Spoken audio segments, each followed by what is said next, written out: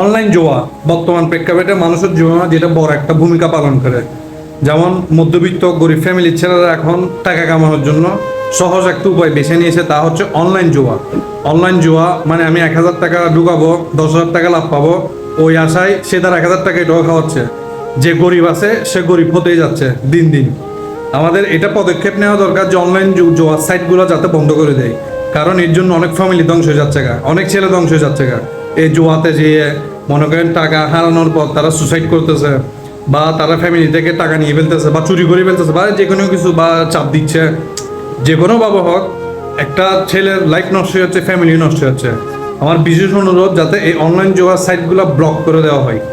ঠিক আছে, বাংলাদেশে যাতে ব্লক করে দেওয়া হয়, অন্য দেশেরগুলো যে যা করবো করো, বাংলাদেশে যাতে সাইটগুলো ব্লক করে দেওয়া হয় তার জন্য খুব বিশেষভাবে অনুরোধ রইল।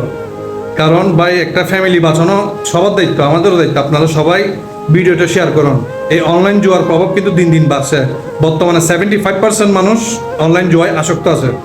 হয়তো কেউ দেখাচ্ছে না, সব তো মোবাইলে, বিকাশে, নগদে খুব ইজিভাবে টাকা ঢুকাতে পারতেছে, কোনো ভেরিফিকেশন নাই।